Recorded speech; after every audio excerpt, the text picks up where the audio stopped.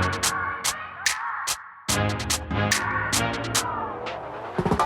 y'all, what's up? Welcome back to Dare to Excel. Many of you guys know me as an attorney by day, but I'm your favorite business mentor by night. And I started the Dare to Excel podcast TV show because I wanted to come up with a way to be able to inspire just regular people like myself that they can actually follow their dreams, build a business that they want of their dreams, and live life on their own terms. And so I'm bringing various different people from various different fields to tell their stories so that hopefully you can walk away with feeling like inspired, seeing their possibilities that they created for themselves, being able to see your own possibilities for yourself. So this next guest, his name is Darren, and many of you guys out there know him as Your Millionaire Bestie. Darren inspires me so much, and mainly because one thing that I admire about Darren is that he has the ability to scale and at the same time run his businesses and not ever be in the business, which is a skill set. Now, let me give y'all a little bit of background about Your Millionaire Bestie. So he got his start in real estate. And then from real estate, he was able to build a successful childcare conglomerate. Notice I said conglomerate because he has several childcare businesses. And then he was able to take that then and build a bigger real estate portfolio and then turn that into a luxury real estate portfolio. And if that's not enough, he's actually taken it a step further by now turning into a business owner, actually not even turning, becoming a business owner in the Hilton Hotel brand, and now is paving the way as an influencer and now coaching many others, and will be hosting another annual conference for business owners called the Me versus Me. Welcome, Darren. For having me. Say your last name. We're gonna have to edit that, but thank you. Thank you for having me. Did I get it right? You got it. We 90% there. We 90%. Yeah, but I'm always, about being 100. I'm there to take you to the 100. Yes, and I want you to really, you got such an amazing story. I'm 45 years old, and you're younger than me. You're young. Yes. And you are able to build a business and really live the life on your own terms, which is so admirable because you always say, worry, Roxelle. I'm always worried. I always have anxiety. And I just love the fact that you're able to just do you. So tell us how you got started. Well, I actually got started. You want to go to employee Take life? us back to, because the people that I'm talking to are people who working their jobs, Okay. trying to figure it out. Okay. And they know that they have something that they want to share, and they want to be able to start their own business. And they need to hear from how Darren was able to do that from the beginning. So it starts as a child, honestly. Okay. And I think if a lot of people sit back and hone in on who they were as a child, Ooh, and then go ahead and take that and put it into place as an adult, that's they would very actually hard to do. It is, but it isn't. I always Okay. tell people, people take things and make them harder than they actually are. So now I'll give you an example. So myself, I used to build houses and schools out of cardboard shoeboxes. Oh wow! I'm gonna put one together actually. I never knew that. So I take shoeboxes and turn them into classrooms. I'll take shoeboxes and turn them into houses. And I would go to KB Toy Store. Back when kids could be a kid. I would go to KB Toy Store and Toys R Us, and I would buy model cars and model furniture, and I would furnish the houses, furnish the school. I'd put my luxury cars in the driveway and things of that nature. That's when I was 6, 7, 8 years old. So while all the other kids were outside playing ding dong ditch and how to go get it and everything else, they were outside playing. I was in the house, building houses and building schools. Wow. So fast Fast forward, right, to when when I was 20, in my early 20s, actually. I bought my first home when I was 22. Wow. And wait. Back that up. You brought your what? I bought my first house at 22. At 22 then? 22. No help, no assistance. I didn't. My mother didn't even find out I was buying that house until So wait I a was minute, already what year was this? Was this doing the whole real estate? Well, if I give you my years, then my age will then come to. But no, I was 22 back then. I'm 40 now. So back then, actually, the real estate market was. I bought that house in 2005. Wow. So that was before the bus. the bus. Wow. Yeah, I was one of those that had a first and a second mortgage. Wow. So I was before the bus. Wow. So I know a lot of people are like, well, you bought your house back when... No. Because I was just like, hey, we keeping it real. I bought my house and then the bus. Okay, y'all. Yeah. And I held on to it, and I still have that one to this day. Okay. So you bought your house. Wait, so you still have it, so you use it as a rental? I use it as a rental now. So, as you know, I just liquidated my whole entire correct real estate portfolio. We're going to get to that. We'll get to that. But that was the one house that I kept. Okay. Because that was my first, I always tell people don't ever get emotionally attached to a house. Mm-hmm. So I actually presented that house to be sold to the tenant that's in it now. And my thought process was this going to her. So she was paying $1,500 a month. And I said, I'm going to sell it. I'm going to sell it to her. She either going to buy it, or if she try to stay, I'm going to charge her $2,000 a month in rent, which I said to myself, ain't no way she going to pay $2,000. She going to move. Well, I still own it.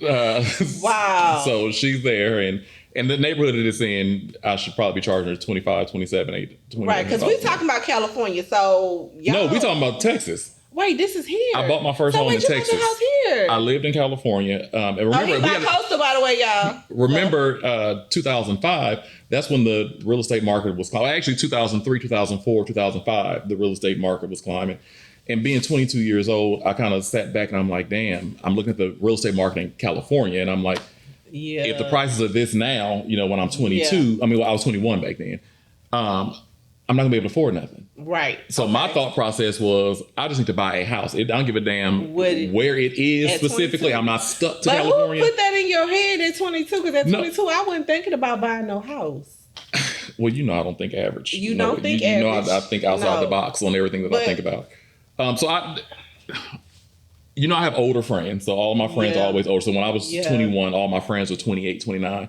And I'm not going to lie. People need to know you need to hang around people. Hang around people that you want to get like. Yes, but this wasn't that crowd, though. Oh. Right? I was doing better than them when I was 22, right? They were roommating and still staying with their mamas, at 25, 26, 27, 28. Okay. I was more so on some home ownership type shit. Gotcha. Right?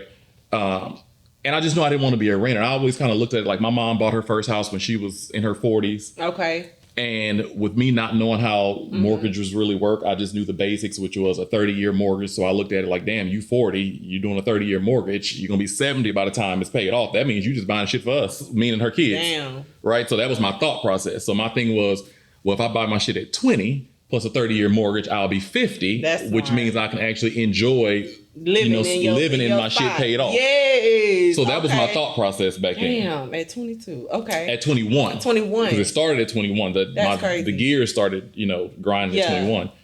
And then, I looked at Miami, went down there, flew down there, met with a realtor, looked at like 3 houses.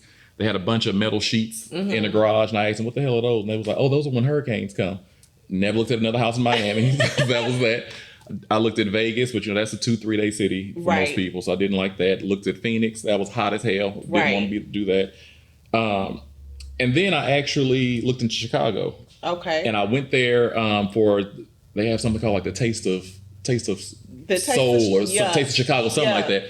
So I went down there and I'm like, damn, everything down here rusty. Like everything was like rusty and brick, and I'm like, this is nowhere I want to stay, right? And I'll never forget laying in the bed one night. I'm like, let me just Google the top 10 cities in the U.S. Oh, right? Wow. And we came up. And it was L.A., New York, Chicago were the top 3. And then Houston was number 4. And, everybody thinks cowboys and Indians about Texas, right? Everybody thinks cowboy Indians with Texas, cowboy boots and all that stuff, right? So I went ahead and booked a trip on Priceline. That was, back when Priceline was a thing, right? So the whole airline ticket, rental car, hotel combo thing. I think it was like $500 some back then. Booked it, flew down here.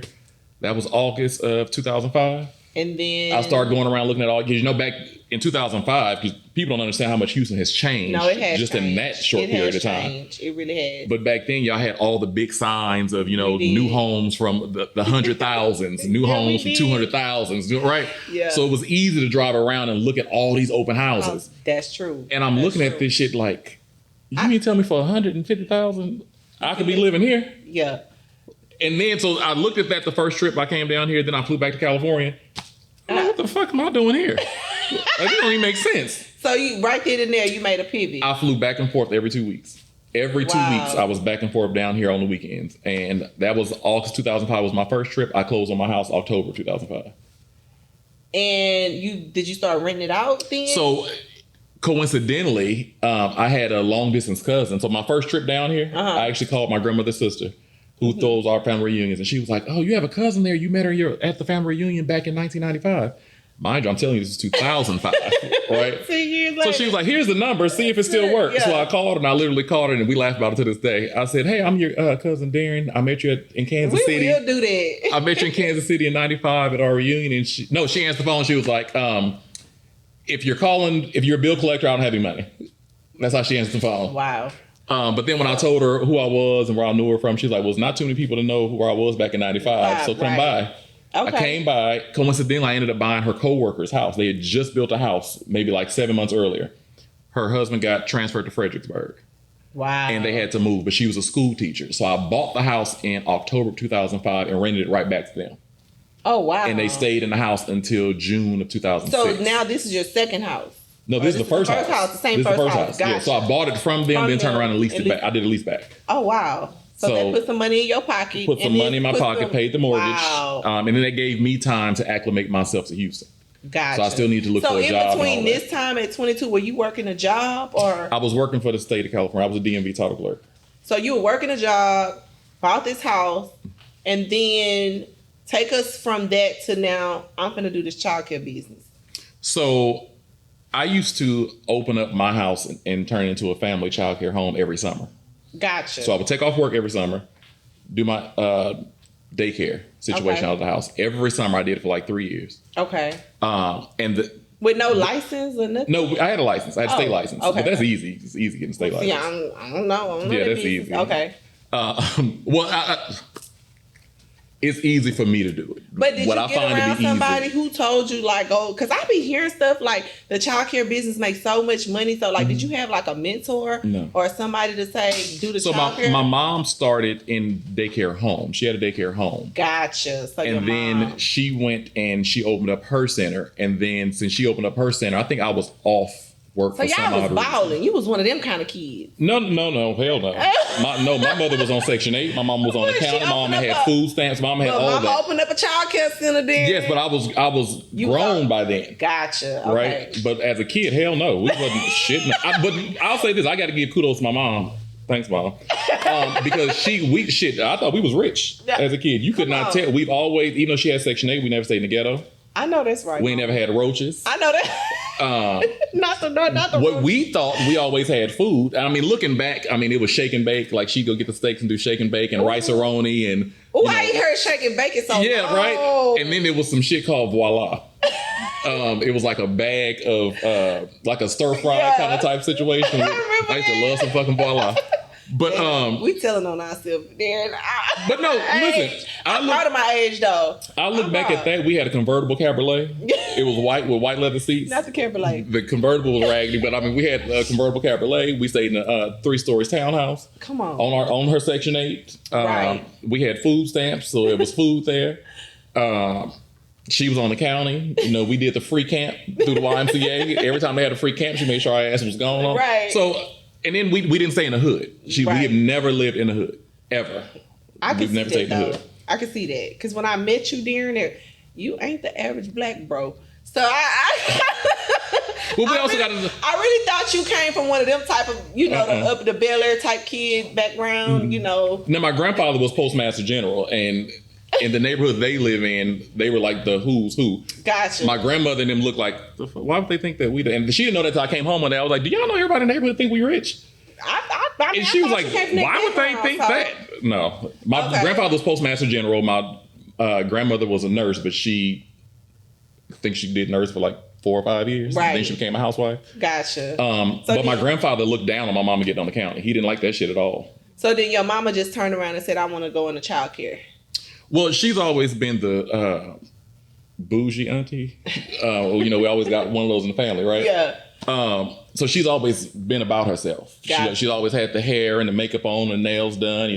Mama fly. She was always right. She was always fly, right? Mama fly. In our what we call our brokest day. Yeah, back then. Mama fly. So I never knew we were broke. Yeah. Like you couldn't tell me we were broke, and she never put that pressure on us. Man, I love it. And that's where a lot of people fuck up at, is they put that pressure on the kids. Especially in our community. You know what? And this may sound, I don't like to hear that though. I don't know. It's just something that kind of like rub me the wrong way. I don't know. But when I hear people say that to their kids, like, mama ain't got it right now, or mama did. So I never knew. I feel like that does something to the kids. It does. I honestly feel like, and I'm gonna just keep it really real, since that's what we do on this show.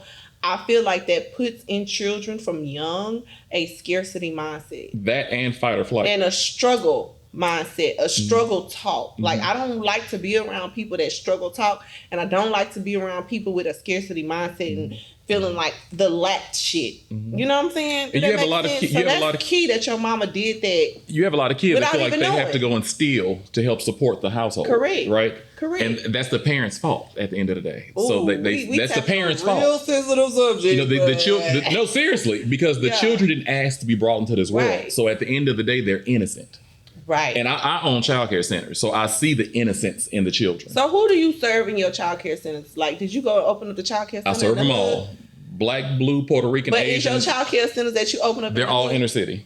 They're all. So what my goal and my vision was to actually take the Beverly Hills, childcare center and bring it to the hood.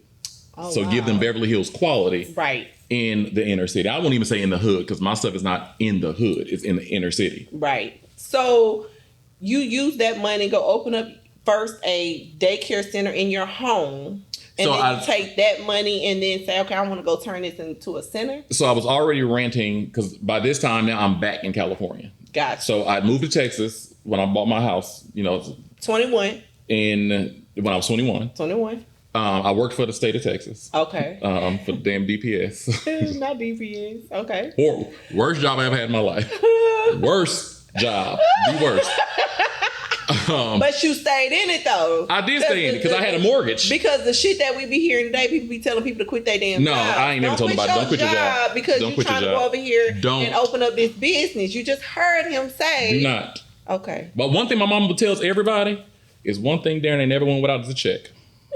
Since 14, I've always had a check. Yeah, I can see a consistent check. Okay.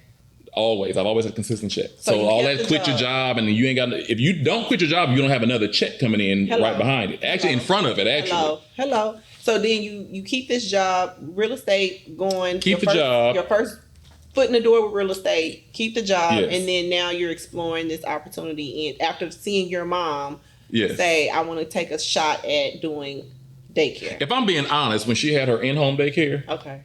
And then she decided to open up a center. I'm like, here, I'd always want to take over her in-home daycare because I just felt like she just wasn't doing it right. Like, and this how is not old how were you by this time? I want to say I was 22, 23. Oh, wow. You was moving fast. Yeah, 22, 23. And so when she went to go open up her center, I took over her in-home. Gotcha. And then she ended up closing her in-home. So then I was like, well, I'm going back to work. So I'll take the kids in the summertime. So that's how I started. I had them for the summer. And then it was the agreement with the parents that on the first day of school, I'm closed. I'll see y'all again next summer. So we did that for about 2 years. Okay. And then y'all made some money?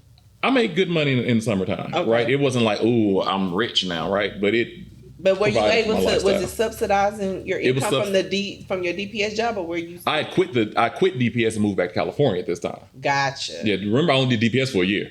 Okay. I couldn't make them pennies for long. So then, I couldn't do that. So then, mom closes the daycare, home daycare, and then I go back to California. I'm working. Okay. Like before, I quit DPS on a Friday. Mm-hmm. Drove back to California Friday after work. Okay. Before I got back to California on Sunday, I had a job. I had a headhunter in California, and all I had to do was make the phone call. So you went back to California with a job and also with the mentality, I'm about to really do this childcare stuff. Childcare wasn't even on my radar like that. Okay. It was just, I knew my mother was doing it. I didn't like how she was doing it. Got it. So you saw an opportunity. Yes, it was definitely an opportunity. And said, I'm going to take advantage of this opportunity. Did that. And give me a check. Did that. Okay. At the end of the day, I don't care what nobody say, the money is the motive at the end of whatever you do. Well, the people say you got to go with your passion. Absolutely. I'm just saying. Yes, but at the end of the day, go with your passion, but make sure there's a check behind at the end of it. Right. Okay. So don't do it for the check. Correct. But whatever you do, make sure there's a check behind it. Okay. So then walk us through then when you decided to you're now 23, daycare home. And then at what age did you decide to do a daycare center? So daycare home, let me rewind on this right quick. That last year I decided to close. I then had parents who had children that I had the year before that now had babies. Oh. So this time when I go to close, I can't close. Well, I could if I didn't give a shit, but the issue was like, well, okay, I'll take little Julian, back to elementary school, but now what about Rachel? Right. She's 6 months old. What am I? Right. So they kind of put that in my lap. Like, and I'm like, I don't know what you're supposed to do. You know what we do around here every year. You better find somewhere for them because they got to go. And then my assistant actually overheard the conversation. She was like, Mr. Darren, I can stay for you full time, and then we can just leave it up and running. So that's what we did. So I went back to work and left it up and running at the house. Wow. So before I went to work, I'd do the school drop-offs, do the breakfast and everything. I'd go to work. I'd come back home on my lunch break, relieve her for lunch, oversee that, go back to work. Jobs. Come back home, pick the kids up from school, and then do snack. And then we would close at 6 o'clock every day. So after doing that for so long, them kids being in my house, you was like, I was like, I'm over it. Like, we got to go into a center. And then I saw that money, since we were now open officially, that money that was coming in, I'm like, I don't need to go work for these people. I'm making this at the house. But how long? But what was the time frame in that? I would probably say a little less than a year. Oh, wow. Once your whole, because see, I didn't have a normal house. I didn't have a normal house set up for daycare. Okay. Them kids had my whole entire house except the 2 bedrooms. And the 2 bedrooms were my bed. It was a 4-bedroom house that I was renting. Okay. They had every single room except for my bedroom, and I turned another bedroom to an office. Other than that, they had everything else. I had a science lab. I had a computer lab.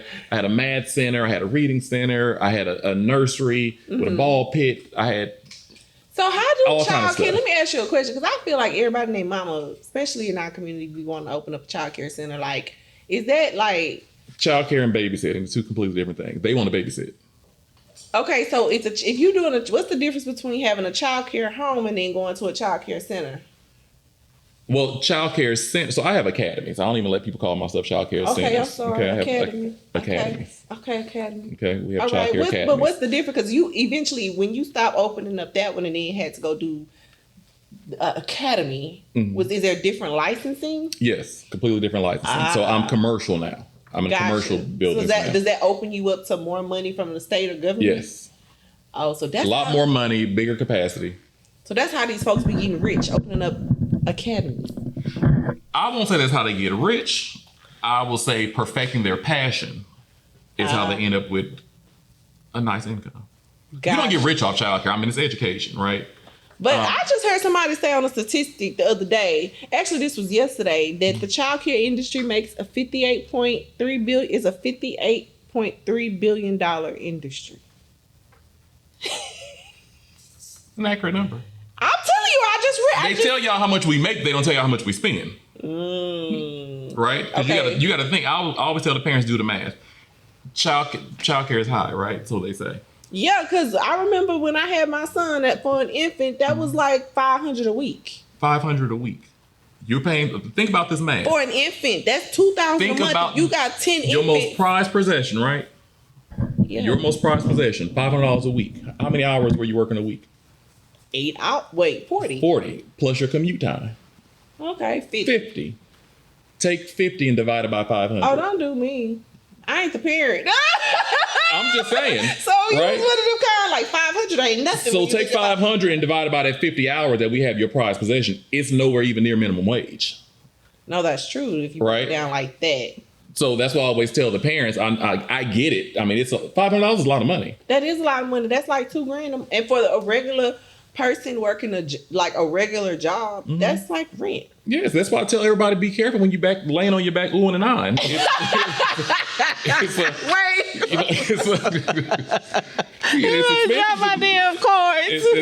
It's expensive to lay. Not oohing and ahhing. Listen, it's expensive to lay. It's very expensive to lay. Okay. All right. So you decide to open up your first academy after you shut down the home. What's your age at that point? I want to say I was 24, 25 in there. Oh, wow. And then 24, 25, 6'5" tall black man with a daycare. I mean, with a childcare center. And who taught? I mean, you had to get around somebody to learn SOPs and no, that was all trial and error. I'm telling you, that was trial and error. So remember I told you I go opposite of what most people think that people should do. So you didn't get no mentor. You didn't. I didn't have no mentor. I didn't have no business plan. I didn't have no SOPs. So I didn't have no employee handbook. I didn't have. Y'all come get a job at the childcare. I didn't have. I mean, seriously. Yeah. I mean, you couldn't just come get a job. You still have to. I've always been about myself. I've always been. I'm Mr. Darren. Because I've had to always put that on the forefront, right? True. So I still had a standard. Okay. And a lot of things were learned in trial and error, which I'm glad I learned it in trial and error, because I feel like me learning through trial and error, I had to go through that fight. And it's like, okay, now I fully understand it. Gotcha. Versus somebody just saying, oh, Darren, you need SOPs. Well, what's SOPs? Standard operating procedures. And here's a copy of mine, tailor them to your business. I feel like I've had to go in the trenches to do my SOPs. Wow. I feel like I had to go in the trenches to do my employee handbook. I went through the trenches to learn how to actually market. Because it wasn't taught, so I went through the trenches. But I love it because now I'm a beast about it. Because, I think about my business. Even though I'm in a professional services industry as a lawyer, they didn't teach us nothing. And I really have so much admiration for people who are not in a sort of professional services industry and can just do what they do and make money. And that is just amazing to me. I always tell people, going to school don't mean nothing. The only thing going to school means is that you know how to read and pass the test. No, that seriously. is it. Because you'd be shocked how many people I have that come with PhDs in child development, and you can't teach a fucking classroom of 6 preschoolers. But them preschoolers be hell. Yeah, but you went to school. You went to 6. You went through 6+ years of school for this. And the 4-year-olds these days. Yeah, hell, the 2-year-olds, hell, the 4s. But I mean, you get what I'm saying? Like, you went to school for this, and you can't even handle a classroom of 6 students. Gotcha. So you went through the trenches. You was like, let me figure out my SOPs. Let me figure out how to do this employee handbook. Let me figure out how to watch the kids. That was my passion, though. I love children, right? Okay. And it all, like I said, it also starts from from a child, because I had an amazing childhood. Gotcha. I was in childcare when I was a child. So to me, I was just reinventing what I went through. Gotcha. So I had a very positive childhood experience. I had a very positive childhood experience. So it was very easy for me. I knew the feeling that I had. Like, I'm still friends with the lady that owned my daycare when I was a kid. I think Miss Johnson is maybe 70-something now. Oh, wow. I'm still friends with her. My 3rd and 4th grade teacher, we still go to lunch together. Wow. I'm that person, right? So I'm still friends with my friends from preschool and kindergarten. So my question to you is, at what point did you decide you were ready to open up a second location? So I never saw myself in the first one. Right. Remember, I started doing this. I saw a opportunity. Okay. I was only doing it for the summertime. I enjoyed it. I made it full time. If it was going to be full time, let's take it to the next level, which was to go corporate, which was in a commercial building. So I did that, and that was it for me as far as I was concerned when I did it for the first time. Gotcha. So I opened up that first location. When I say open up the first location, it was getting ready to move back to Houston, was having my house built and everything. Uh-huh. Like, the money was good as far as I was concerned. Hell, I had my little Acrotel. I was getting me a house built. Everything was good, right? Yeah. Because at this point, you making money from the parents, you making money from the grants from the government, from the state, or however it goes. And so you literally got. And so then, how else do a childcare business make money? I mean, you reimburse from our food program. Oh, you get reimbursement for that? Yeah.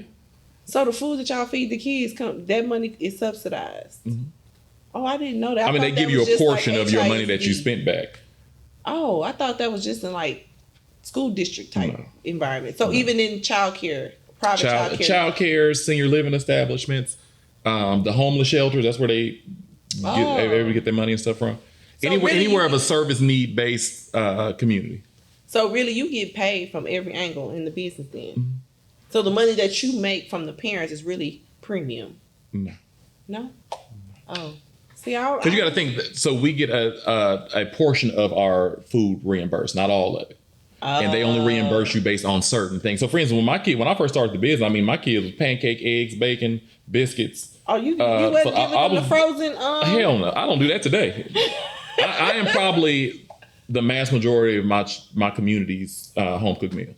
Oh, wow. Yeah, my children get home cooked meals. They know I don't do the fish sticks and chicken nuggets and corn dogs. I don't do that. Or the canned mixed fruit. Well, we got to do that. Yeah. Why you got to do that? I don't like that. We got to do that. You don't like it, but when you're trying to feed 150 kids at one time, why just can't be some fresh fruit? Who cutting up? Miss Bessie. No, Miss Bessie can't cut up fruit for 150 kids every single day. She better go get the automated thing because I wasn't feeding my child that. No. Well, guess what? I bet he ate it. I bet he eating it today. He go get a fruit cup. Oh yeah, Greg ass will get a fruit cup. It better be from Chick-fil-A too. Right? Yeah. Right. All right. Cool. So you open up the second childcare location, and then damn, how you get to 5? Because I feel like I'm doing something wrong in my life. So the first one was settled to the point where I'm like, I'm moving back to Texas. Okay. Right, it's settled. The second one, a building a block away came available. Okay. And I'm like, I'm just gonna put a bid on it. Came available, got it. I was like, okay, cool. Did you had to use your credit? So you obviously had good credit. Let's not even talk about credit. Okay, so you gotta have good credit in order. The first one I was renting. The first building I was in, I was renting. She was a slumlord. She was horrible, and she is what actually. I'm so glad she was a slumlord. But she let you in though. Let me tell you why I'm glad she was a slumlord. People don't be understanding that. I'm glad she was a slumlord because that taught me to own every other building I ever did business in. Because see, I felt like she held my business hostage. Because my business, all this money that I'm making in this building, but this building don't belong to me. Gotcha. And so luckily I did that because she pulled some tricky shit toward the end. Okay. When I'd already bought my other building, she didn't know that I had bought it and she gave me a 60-day notice. Well, anybody that is in any kind of business, you know that getting your licenses switched over to new locations, updating stuff with the state, that should take way longer than 60 days. So she just gave you a 60-day notice? She gave me a 60-day notice, but she didn't know that she was already... that I was already wheels in motion going to another location. Wow. So when you had to go and open up, get your buy your building, like, did it take a substantial amount of cash? I mean, because the people want to know. Can they do that? Can regular people do that? Regular people can do it. Well, actually, if you're watching this, you're not regular, so I'm not going to even say regular people. Come on. I always say anybody can do anything. Okay, but you did have to have anybody good credit, can do anything. You had to have I've always had good credit. My mama had fucked up credit as a child. My mama had fucked up credit when I was little. I seen the it's good. She good now, but she had fucked up credit when I was a kid. So I remember not being able to answer the damn phone because the creditors is calling, and so you know I remember the Rent-A-Center showing up to the house. I'll never forget it. Rent-A-Center came to our house when I was a kid, and she answered the door. Not too much on mama though. Mama, no, I tell this story all the time. Okay. She got several washers and dryers now, so it don't matter. Mama, she a real fly. But I remember they showed up to the door, and you know, this is one of them. As a kid, you don't speak unless you're spoken to type situations. So I remember they showed up, a Hispanic lady and a white lady. They said they was from Rent-A-Center. They was coming to repossess the washer and dryer. And I remember she told the people that she was a housekeeper. She was a housekeeper, and that she wasn't home. The person they was looking for wasn't home. Right? I remember that to this day. And I told her that story when I was grown. Yeah. Because I was always wondering, like, why'd you tell them people when we was younger? Yeah. She's like, boy, they were there to come get the damn washer and dryer. I hadn't paid the monthly note on it. So okay, so let me ask you this, not to cut you off, for the people that want to know, regular people. Now, if your credit wasn't good when you bought the first... No, my credit. My credit, I've only had bad credit one time in my life. Okay. So, but when you bought that first building, was your credit good? My credit was good. Okay, so people got to know they got to have some good credit. And that's for anything in the world, you need good credit. To get ahead anyway. And did you have to show them profit and loss statements and 3 years tax returns? I had to give them my tax returns, my P&L statements. And mind you, when I went about this the first time, I knew nothing. Remember, I'm learning along the way. So back then, which we've corrected and had to go back and amend my taxes to do it the right way. You know, back then writing off everything. Back then I was writing off everything. I was writing off too much. So then you can't get approved though. No, because I was sitting up there telling I'm going to the bank asking them to give me $1 million loan on this building, and look at my goddamn tax return and say I make $30,000 a year. So, like, boy, if you don't get your ass up out of here. Yeah. So and my banker and I'm not gonna say that part, but my banker brought me in his office one day and was like, he called me and said, Darren, I need you to come down to the bank like today. I'm like, okay. He said, it's about this loan that you're applying for. Okay. So I go down there and he sits down and he has my tax return sit on his desk and my loan application and my bank statement. And he says, Darren, how do you expect me to give you $1 million loan when your tax return says you make $30,000 a year. He says, now, I'm not sure why it says you make $30,000 a year because your bank account over here says otherwise, right? But I was doing... you keep it real on here. Nigga shit. Okay. Yeah. Is what I was doing. So I had to... He referred me to a bookkeeper and a CPA, and they went back and amended my taxes and did everything right. And I ended up paying fucking IRS. I think it's like $40,000 a year. I was about to say, didn't you have to pay the IRS some money? Yes, I've been paying the ass ever since. Hey, that's the cost of doing business, though. Yeah, no, it is. That's it what is. people don't understand. Anybody that's doing real business, big business, they about their shit, they cutting a check. To the IRS. You gonna cut a check to the IRS. Trust me, they want their cut. And they gonna get it. So then you get finance for your first location. Get finance for the first location that I had actually had my eyes on for 5 years. Wow. And then I passed by that building for 5 years. And then what was the turnaround time for the second and third and fourth locations? First location was easy. Time difference for the second one was about 2 to 3 years. After I got that second one, it was a year.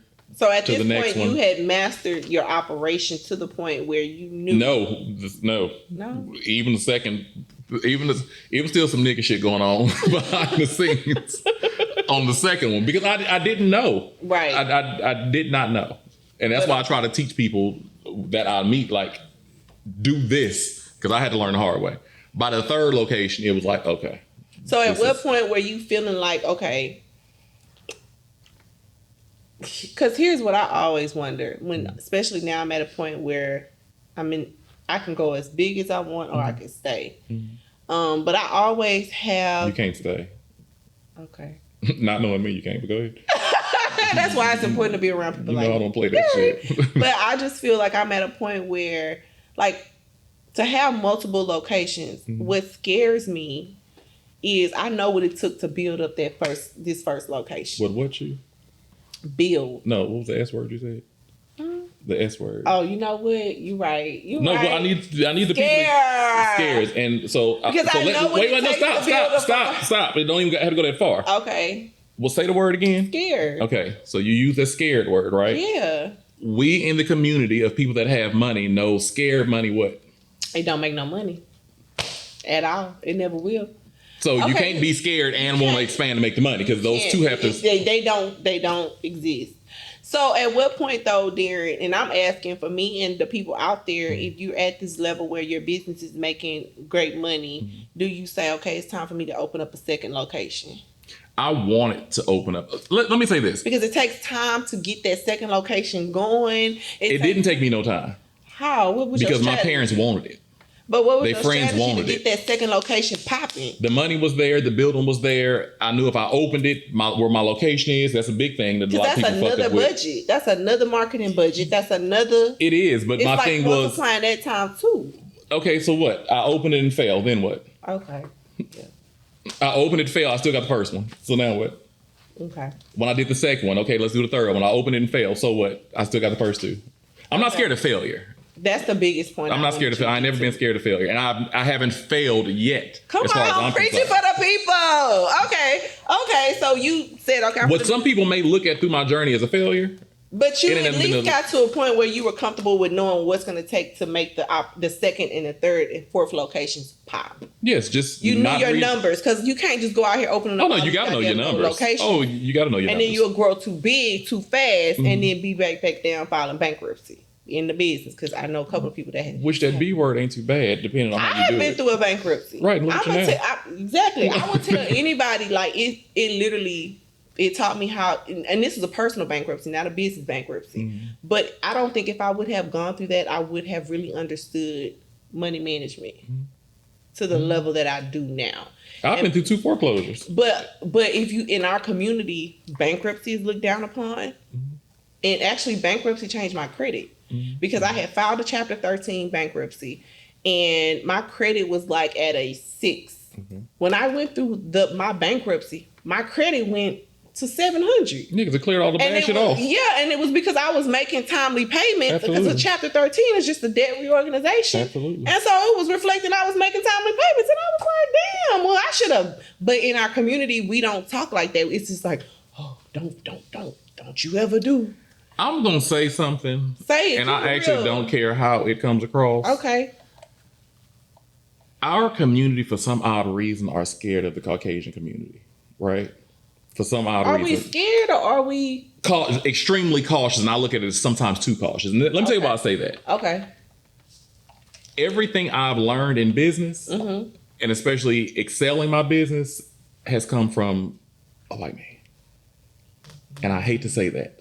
And the reason I say that is that man that called me down in his office and sat me down and looked at my tax returns and talked me through the game and told me why he couldn't do it, what I needed to do, referred me to the person to do it, checked in on me to make sure it happened, made sure I came back to reapply for it to get the loan. That's the same man that got me my first building, that is retired, that's no longer in the banking industry. That's one of my personal friends today. But I just feel like in our community too, like I don't know what it is. A lot of it is oppression, generational oppression. Can we still use that? Yes, we can, because we don't pour back. We don't lift and climb. That's why I created this whole thing, because I was like, if I'm here, I want to be able to help somebody who's regular, right, who don't have to feel like they got to go sell their ass, go dribble a basketball, go try to learn how to rap, sing, be on TV in order to live a life of goodness. Like you're not, and you're living better than half the fucking people who out here faking like they millionaires. You know what I'm saying? So, but I don't look at the oppression. We're not teaching that. We're not teaching that to each other. We're not helping each other in that way, though. We get to a certain point, and then I just feel like we forget. And I'm gonna challenge that. Okay. Because I have my platform, right? I know. So it's not that we forget. Okay. It's oftentimes we get tired of bullshit. So I have a community where I've poured in, and I give them homework assignments every Wednesday, right? For them to go out and better them. It ain't got shit to do with me. I'm good, right? I'm giving you the assignment. I'll tell you what one assignment was. Within the next week, you need to go out and look at model houses. Just go look at model houses and picture yourself in the financial position to be able to buy whatever it is, right? Following Wednesday came back. Now, how much does it cost you to look at model house? It's some gas. Right? Do you know out of 60 people, 2 people went and did the assignment? That's because the other 58 people didn't know what they could do to put themselves in that area, in that vicinity. Yes, they don't know. Roxelle, no. No, they probably don't know. They're like, if you going to go tell somebody how to go get, go look at $1 million houses, I didn't say $1 million houses. Okay. I didn't say $1 million houses. It had to be $500,000. Okay, what it had to You had so many people in Georgia. It was just go look at a house. If you see an open house, go in the house. Okay. Go in there so I can take you through the buying process. So, and then what ended up happening, which it didn't click in. I got you. Here's where the fucked up part came in at, because I was walking them through all them houses I just bought. All the $1 million properties I just bought. Yeah. I want to show the community that they could do the whole entire process, but on their end. Right. So all I need you to do is go look at the house. You don't even need to know what the next step is. I'm gonna take y'all in baby steps. I'm not gonna even give you what the next step is yet, because I don't want you to overthink it. Gotcha. So just go look at open house. Go get the literature. Gotcha. Go get the loan application. Just go do that part. And they 2 people out of 60. So then what happens then? Okay, so I'm getting us off. Oh yeah, go ahead. Get back to that. We're going to talk about how he was able to do that, because we ain't got to his multi-million-dollar luxury real estate portfolio. So Darren, you opened up 5 childcare centers. Yes. And then how did you go from that to owning several multi-million-dollar properties?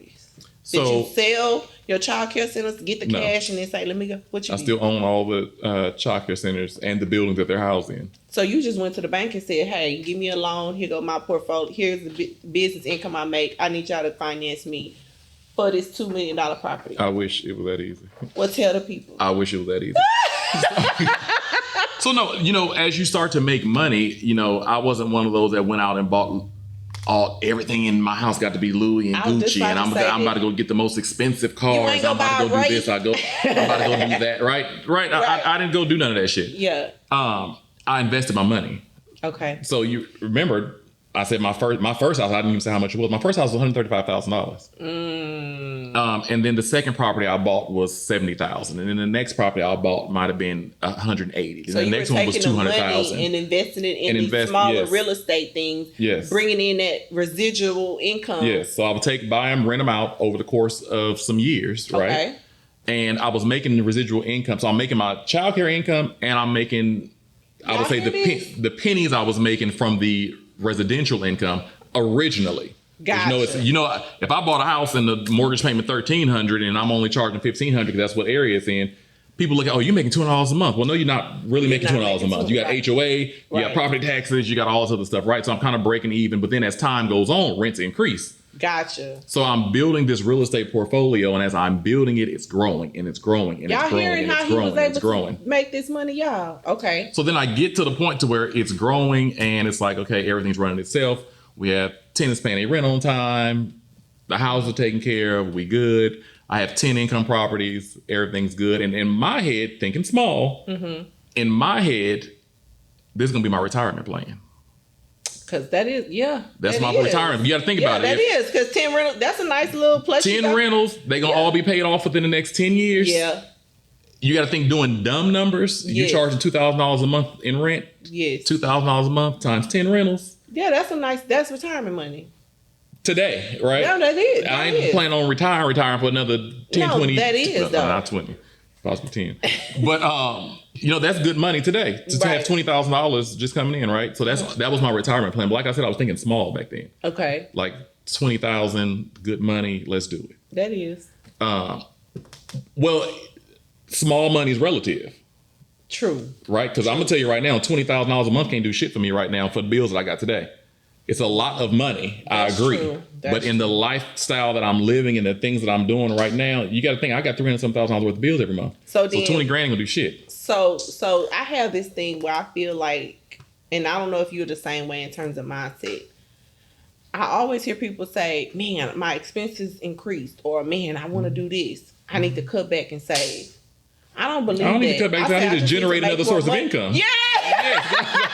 I don't need to cut back shit. I need to generate other income. I'm the same fucking way. Yeah, I ain't cutting back shit. I'm not about to. I be saying that. I be like, no, why am I gonna save when I could just go make some more fucking money? Let me tell you how I opened up my last center. Okay. I've always, you get to a point you make money and it's just money, whatever, right? I've never been to that space where I'm getting ready to go to Louis Vuitton and spend $600 on a t-shirt. I've never been to that space where I'm getting ready to go buy Tiffany dishes. Me either. Right. I just ain't never been there, right? But I ain't never been there either. I've never been there. And it's not that I couldn't afford to do it. I'm the same way. I just wasn't going to do it. Right? and Express. And I'm completely happy with that. So I sat back one day and I was in the mall. My friends were picking up this and picking up that. I got friends that go buy 6, 7, 8. I've seen your friends. $2,000 t-shirts. I can't hang with his friends. I'm not paying $2,000 for no fucking t-shirt. They're like, well, which one should I get? Fuck, I can get both of them. $4,000 for cotton? Yeah, I'm not about to do that. No, not me either. So then one day I was laying in the bed and I'm like, I saw the picture. I'm like, oh, that outfit came out nice. Whatever, right? And you just get to a point to where it's like, okay, you own Earth. Money makes the world go around. I do my charity work. I have my nonprofits. Yep. The industry that I'm in is childcare. I do my volunteer service because that's what I want to do on the end. I have to go publicize all that shit.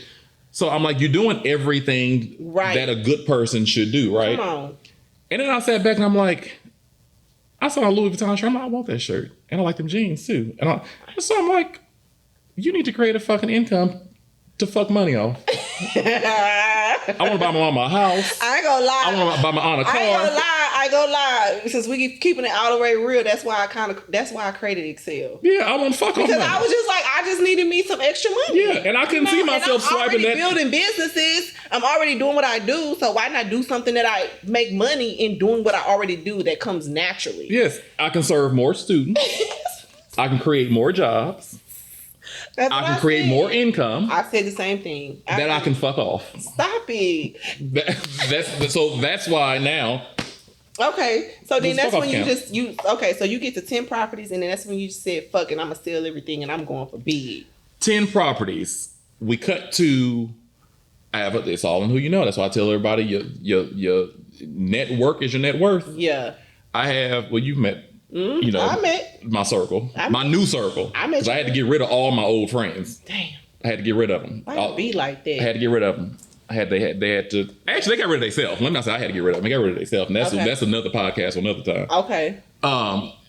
So my new circle that has organically been created, you know, hanging out at the right restaurants, having the right conversations with the right people. You meet this person, they introduce you to that person. You guys end up at this event. Now everybody's talking to you. They're intrigued by you. They want to exchange contact information. Now you look up, you got 20 new friends and they all fucking multimillionaires and billionaires. And everybody's having an organic time. People calling you like, hey, what you doing this weekend? Nothing. Hop on a flight with me to Dubai. Let's go. Right. You know? So I have these new friends. And my friends looking like, you know, you should do this. You should do that. You know, why don't you do this? Why don't you do that? I'm like, okay. And I had this one friend and I literally sat back and watched tell me to go take advantage of this opportunity. I sat back. Opportunity, talking about the $1 million Airbnb property business. This was one that this individual had purchased in Mexico, and I furnished the damn house when she bought it, right? So I'm like, I'm watching this whole process play out. I watched how I had the money to do it. Okay, I could have been her damn neighbor.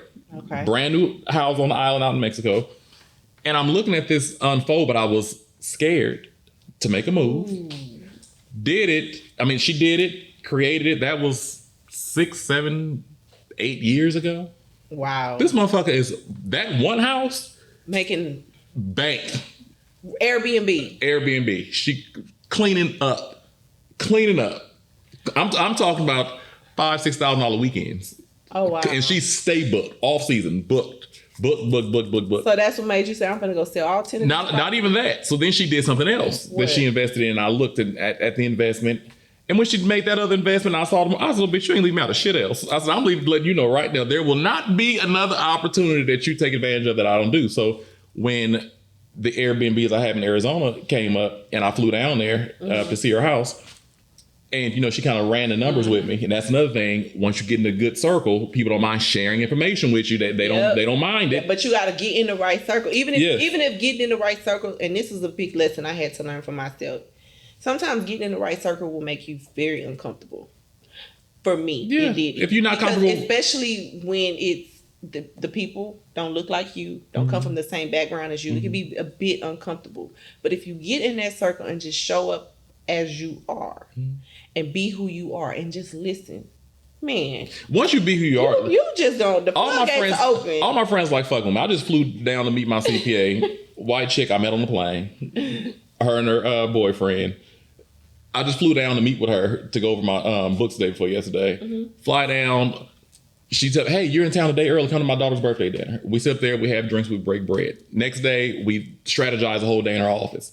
Leave the office. She's like, come on. We getting her to go to my house. Go to my house. Wow. She pop a bottle of Camus. She take me on a tour of the house. We're sitting there shooting the shit, talking shit. I damn near missed my damn flight because she's sitting up there talking. And, you know, you become friends with these people. Right. After a while. That part. You become friends with these people. And it's just a lifestyle. It's a natural, right. It's a lifestyle. So once you then get your mindset around, okay, this lady showing me this opportunity where I can go and make all of this, you then take your mindset from this $20,000 a month income that I'm making in the regular real estate game. I want to go bigger. And that's when you just decide to sell your properties. When I saw what she had, I told her, I think we got there on a Thursday. And I saw what she had. She shared the numbers with me. We went around and looked at other properties. I told her I need to meet with your realtor. The next day I met with a realtor and we went and had lunch. I told her, find me a house here. And these are $1 million houses. I was just about to say, y'all. So these are $1 million houses. Let me just take y'all. These are not just $1 million houses. These are multi-million-dollar houses. Yeah. But one thing Darren is telling y'all, he took what he had built up from his retirement portfolio, decided to take. Did you sold? No. So I bought the first one, right? I bought the first one with my money, right? Did the down payment, everything with my money, and then I bought that in January this year. Okay, I bought it. Then put it on Airbnb. It hit Airbnb February. Yes. My March numbers was $37,000. Oh, wow. I think it was like $37,000 I made the month of March, right? The mortgage wasn't but $5,000. That's crazy. Right? So, but mind you, when I bought it, a mortgage, I ain't never had no damn $5,000 mortgage. No. I live in a nice, my house has always been nice here, right? That's crazy. The damn mortgage still ain't $5,000. Right. So to have a $5,000 mortgage and sat up here and made $30,000 in a month. When I seen that statement, I called my realtor in Texas and told him, sell all that shit. Sell every regular house in my portfolio. Which, I had the house that were 150. Well, by this time, they all 300, 400,000 at that time. So that's when you said, I'm finna go sell all that shit. Sell it all. Literally, I told her, she's like, are you serious? She's like, well, what are you doing? Why? Sell it. Sell anything got my name on it here. Y'all, this was very recent. Darren did this. This was all this year. Darren did this first purchase, 2020, right? Which first purchase? First $1 million house. No, that was this year. That was this year. All that shit was purchased this year. Darren, you just purchased like 8 multi-million-dollar properties in fucking... That was all. It all started January. January 6th, first one closed. Y'all got to see this. It all closed. Which, by the way, y'all can find him at yourmillionairebestie.com. You can check out all of the multi-million-dollar properties that are available for booking now. You can also become a part of Darren's wonderful community, Your Millionaire Bestie community, where he charges monthly mentorships. Mm-hmm. And not only that, if you want to even check out his childcare businesses, you can check that out too. Darren, you know what? Manu. I knew you had started it off, but I didn't know you did all of that this year. I was just telling my assistant before I came here. I said, and I knew you was like, I got all this cash. What am I doing with it? What am I doing? And I was like, what is Darren talking about? I just told my assistant yesterday. I didn't know you sold all of them. I got $40,000 in new mortgage payments. I just told her that. But that ain't yesterday. Nothing when you look at one house bringing in $30,000. Yeah, but I'm still. It don't matter because I'm gonna tell y'all, and I'm for real. This no cap. I'm not even lying, y'all. The market that you're in is so niche, and when especially within our community, we want to cap, we want to buy, we want to do all of that. Them properties you got is like insane. Like they could be on what's the show on MTV? Cribs. No. Cribs and Real World. But listen, like, I had to do that. That's the multi-million-dollar level properties you have. But it goes different though. It's different though, right? Because people think just go get an Airbnb and it's a thing. Once again, here's where my passion then kicks in. Because when I'm going in and I'm decorating this place, I'm putting this furniture in this place, it's some shit that I would put in my house. It's laid out how I would want to lay it. Because I always look at things like, what's the worst case scenario? Some shit go down. I may have to live here one day. I may have to sleep here one day. Which, I do sleep in them when I go down there. So I want to be on a nice mattress. I want to sit on nice couches. I want to be in a nice scenery, nice environment. Sleeps nice too. I slept at one of your properties. It's nice. Man. Because I feel like if you invest the money, you get the shit back. Right. Darren, so, wow. Your story is like one for the books. Like in the fact I'm writing one of those too. Really? Yeah. Well, no, this is your second book because remember you had already. Yeah, I have the first. Me versus me. Yeah. And for those of you guys who don't know, everybody's journey is different. Yeah. My journey is different. Darren's journey is different, but there are some common patterns and some common themes that we can take away from all of our journeys. And one of them that we keep talking about is your mindset has to change. Absolutely. You also cannot be scared. You also have to be willing to put in the work and invest in yourself and your dream. Nobody is going to come out the sky and save you. Now Darren is looking like the big kahuna because he's doing what he do.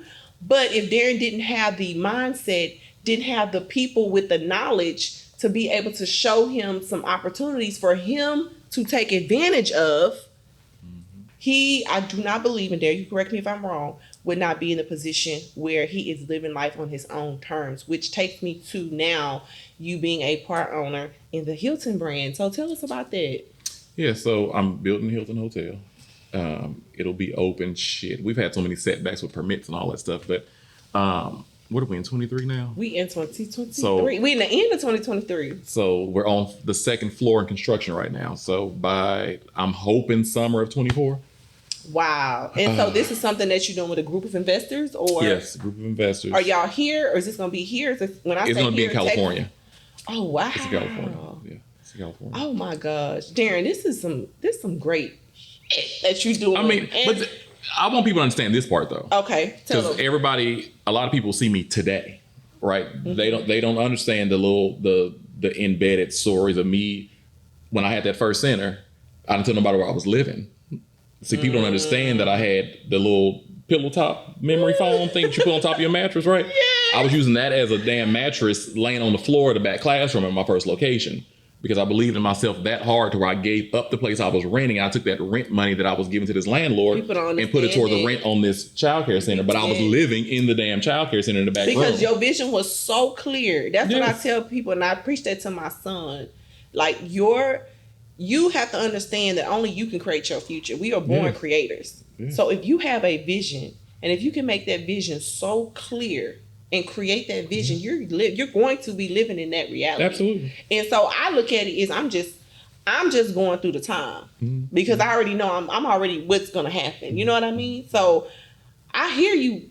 I'm there. I mean, me and my son was in a shelter while I was going to law school because I knew that I was just going through what I needed to go through. And it's no surprise that I'm a multi-million-dollar law firm brand. People don't understand that you went through. People don't understand they're going through something. A lot of people get stuck. They do. When you're trying to go through something, keep that going through it. That victim mindset too. We got to stop that victim. Talk about that. But wait, look at this. That shit is. Look at this. I went from being that friend. Remember I told you them old friends I had?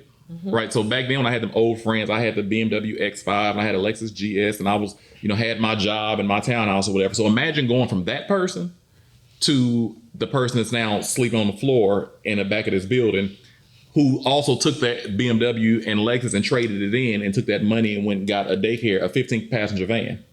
Ooh. So I'll never forget those friends back then. They would call me like, oh, I'm gonna come ride with you to the club because they were so used to riding in the luxury cars to the club. Then they would call back like, oh, wait, hold up. You driving that Daycare van? And I was like, hell yeah. Oh, never mind. We'll just meet you there.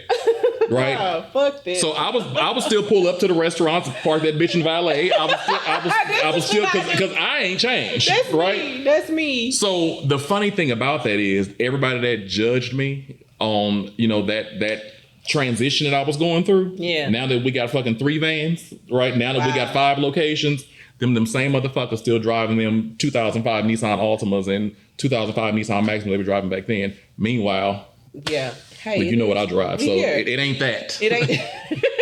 Darren, man, thank you. Thank you. We're going to have to continue this. I Anytime. feel like our energy is so wonderful. It's so natural. And we giving it to the people raw. Yeah.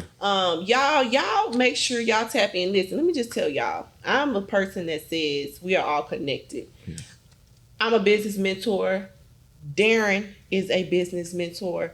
The point is we are all in this together to send one message to anybody who is in their 9-to-5, who has a dream that they want to be able to conquer, who is ready to now take that dream and make it a reality and needs to go through their journey to get there. We are all in it together in sharing the message of abundance and sharing the message of business building. And so I want you guys to take some time and go follow Darren. He is at Your Millionaire Bestie.